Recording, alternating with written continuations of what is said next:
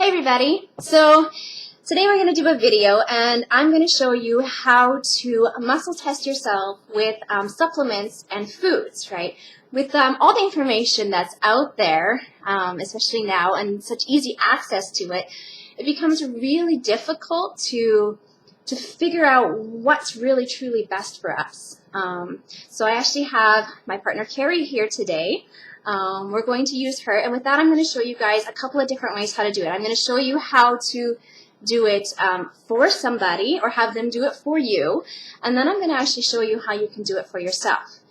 Now, there's also lots of different ways to muscle test. In the practice that we have, we like to try and keep it as objective as possible, okay? Albert Einstein once said you can't solve a problem with the same mind that created it, and to us, muscle testing is a way to get around the mind to help us determine what's truly best for our body. So, Carrie, I'm going to have you come sit here. Okay. All right. So the first one that we have here is something called valerian root. It's just something I happen to have kicking around. So what you want to do is you actually want to start with your reference test. So I like to use the deltoid muscle. So I'm going to have Carrie bring her arm up like this. Okay. You want to take this hand here and you want to put it right here. Okay. And then it's really over just a little bit so I can see. So then you want to place the palm of your hand on the elbow like this, okay? So when I say resist, just resist against me. Resist. Okay? So you can actually feel where that muscle locks. You actually want to have a little bit of a give just so you can feel where it stops. Now, if you find that you have somebody who's really strong, you can take their arm and you can put it all the way out. And then what you want to do is, if you're turning it out like that, you want to make sure that when you're pushing down, that your finger is right at the wrist bone. You don't want to go any farther than that, otherwise you're distending their arm and could cause them some injury, okay? So Carrie's pretty good this way. So now that we've done the reference test and we know how strong she is, we're going to give her the valerian root, okay? And we're going to have her put up her arm, okay? And resist. Okay, so we know that she's strong with it. Now, once you've introduced it to someone's electromagnetic field, you actually want to take it away, and you want to muscle test them without it, okay? So, resist. Okay, so Carrie is strong with or without valerian root. So it's actually okay for her to have it, and it's okay for her to be without it. In my practice, I like to make things as simple as possible. If you're strong with or without it, you don't really need it. Why would you spend the money on it, right? Next, we're going to try it with its omega-3s, it's krill oil, okay?